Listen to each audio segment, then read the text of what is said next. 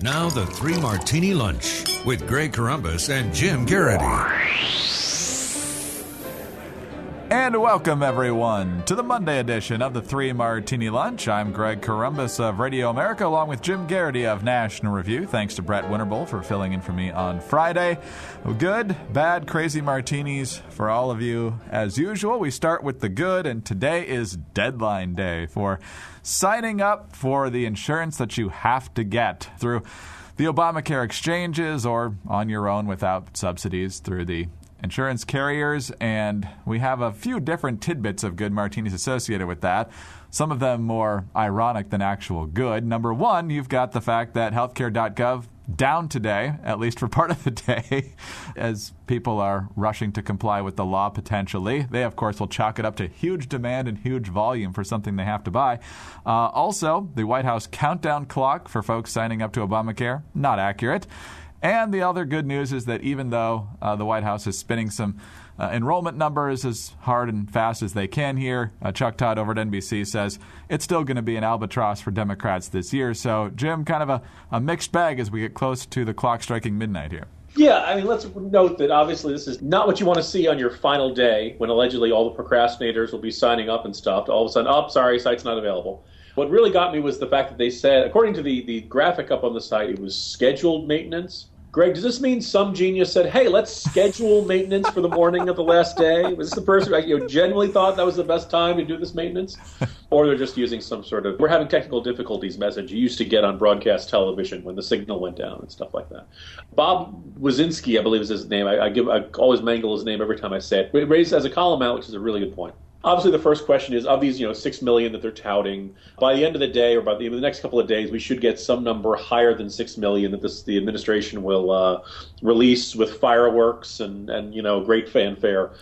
But we won't have two other figures that are kind of important. The first is how many have paid, as we've emphasized. And what's really interesting is that the standard question from folks on the right is, well, how many people have paid the first month? This column suggests maybe the issue should be how many paid the second month as well, because he points out that 3 to 5% of the people who paid in January didn't pay in February. Those payments don't get any easier, and some people start deciding they can't afford it, they don't feel like they need to afford it, or they just don't have, they say, well, the check is in the mail, and it really isn't.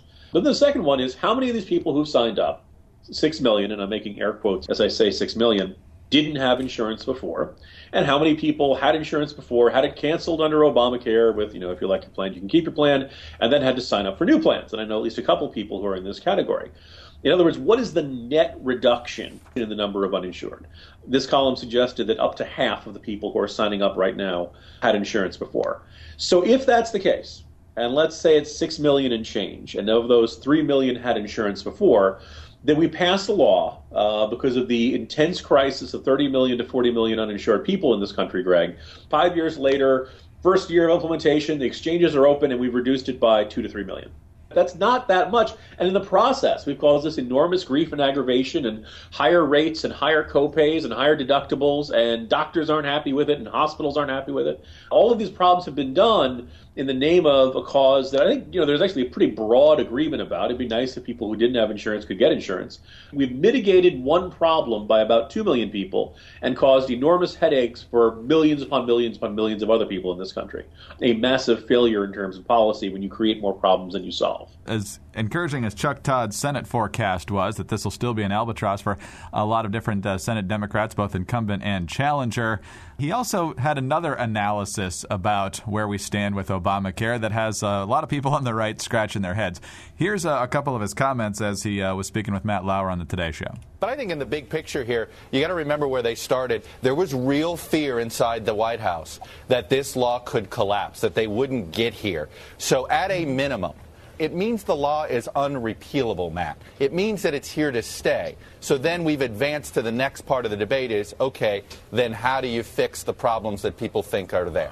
And then Lauer also brought up the criticisms that we've mentioned all along, and you alluded to a minute ago, Jim, about how many people are actually paying that first and now second and third month and beyond premiums.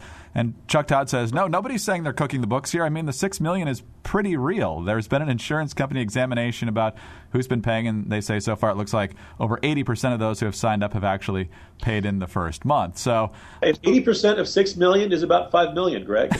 So that right there. And then of those 80%, if, like I said earlier, if Luzinski is correct that it's half of them had it before, then you're looking at 2.5 million people went from the uninsured pile to the insured pile. That's a drop in the bucket. Chuck Todd's point that it's unrepealable. My first thought is, why? Of those 2.5 million, there will be some people who really like this new, the new order, so to speak, more than the other one, but there are lots of people who don't like it. And lots of people who feel like they've had, been suckered and told promises that weren't true. If you like your plan, you can keep your plan. If you like your doctor, you can keep your doctor, things like that. I mean, I guess the real question is, repeal could pass quite easily, depending on what the alternative is. And you're hearing a little more discussion among Republicans of, okay, we all agree this is an absolute disaster and it's a mess and it has forced changes upon people that they don't like. So what is a more liberty-minded approach? And by the way, individual aspects like the, staying on your parents' plan until you're 26. There are a lot of folks on the right who aren't enormous fans of that. But, all right, do you want to do it in the early 20s? Do you want to do it if you're enrolled in college? All of these aspects could be changed. But any further reforms that come forth are not going to be shoved down the throat of the country by one party. Because you have Obama in office until 2017, and you have Republicans control the House and are in a good course to control the Senate. And so I think, that Obamacare will ultimately be seen as a great teachable moment for the country. Never, ever, ever give Democrats complete control of all branches of government. Well, hopefully that lesson's been learned. We'll see. It tends to be a pretty short memory among voters from time to time, but we'll find out. All right, on to the official Bad Martini today, and this is can be seen at the campaign spot. Jim reported on this earlier today. The multinational consulting firm Deloitte surveyed 109 North American chief financial officers of major companies from February 7th through the 21st. Besides a drop in optimism about the economy, the CFO's thoughts on healthcare and changes from Obamacare / the Affordable Care Act are particularly interesting. Last quarter's findings indicated that Obamacare had caused 40% of U.S. companies to pass or consider passing healthcare costs onto staff, and it also caused 32% to increase their focus on wellness management. Deeper down, 60% of CFOs say they plan to pass healthcare costs onto staff. 12% expect to pass them on to customers. 23% say they expect to reduce the scope of benefits offered to some staff.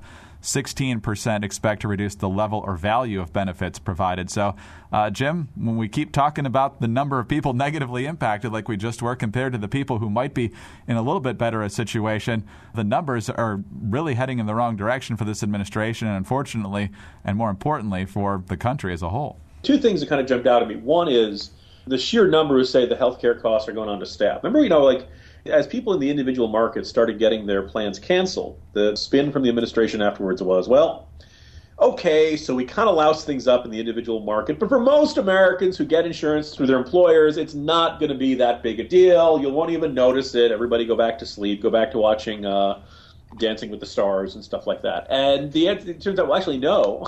You're going to get, higher premiums. The next thing, 12% passing costs on to customers.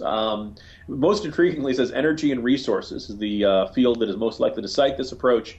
My guess is if your electric bill goes up, if your gas, you pay more at the price of gas, all of these companies, if things start getting more expensive, Obamacare is going to be a contributing factor to that. But the really horrible numbers in here, and for what it's worth, most of the companies were not saying that Obamacare was the reason they weren't hiring.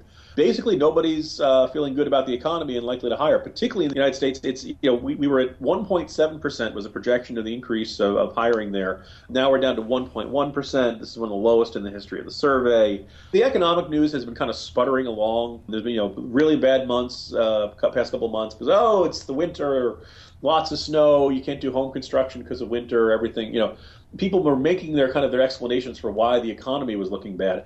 I don't think bad winter weather explains a projection of 1% hiring for the coming year. I don't think that's that. I think there's a great deal of anxiety in corporate America, and that points to a bad economy, at least for the year to come, and who knows what 2015 is going to look like. All right, on to the crazy martini now, and back to Obamacare. There was a panel discussion, or at least two senators joining Chris Wallace on Fox News Sunday yesterday, John Barrasso of Wyoming, and independent, who's really a Democrat, Angus King of Maine.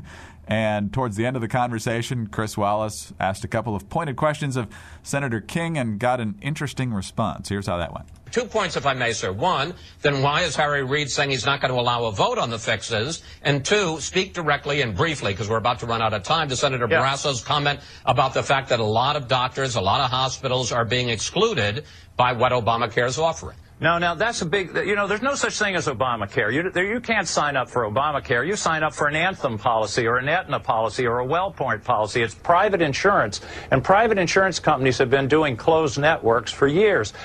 So I guess the lesson here, Jim, is if the government mandates that insurance companies change the rules and the insurance companies comply, it's the insurance company's fault when people are miserable with the new reality. I don't know where to begin with this one, Greg. I guess I have three observations. The first is Angus King is called an independent. You noted accurately that he votes with the Democrats most often. I guess the best way of describing a Maine independent is really just what we would call a folksy Democrat. He's got the mustache. He just seems like Wilford Brimley or he should be telling you about Quaker Oats or talking to you about Pepperidge Farm or something like that. He's a nice enough guy. I'll take him over, Alan Grayson or something like that. But, nonetheless, you can tell he's not quite a veteran of the Sunday shows and perhaps not the smoothest in his spin efforts, because his first effort, literally, Greg, is this is not the massive healthcare plan you're looking for. You can move along. You can go about his business. And then when that fails, because you're purchasing private insurance, it's like breaking news, Obamacare doesn't exist. There is no Obamacare. It's something we're in the Matrix. There is no spoon. If you concentrate your mind, Obamacare doesn't really, and then all the problems you're having, they're the problem with your insurer. The insurance companies are bad. This is why we need single payer and stuff like that. So he should probably know better, and I think that suggests a certain amount of lack of prep time for that appearance. Between this and the previous statements, that there are going to be three different spins attempted by Democrats as they approach November.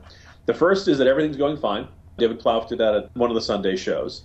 The other one will be what you're seeing from the red state Democrats are, we know there are problems, but I'd like to fix them.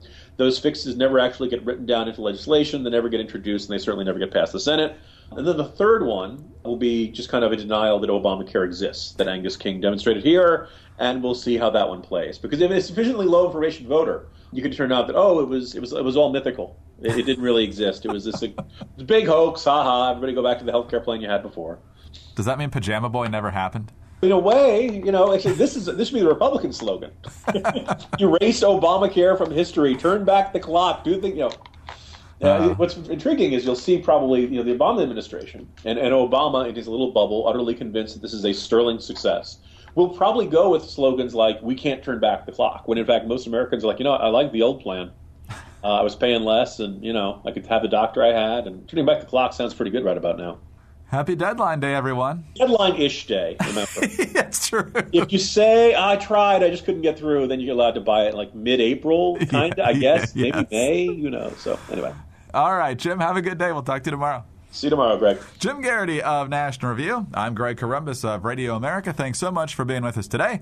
And be sure to be with us again on Tuesday for the next edition of the 3 Martini Lunch.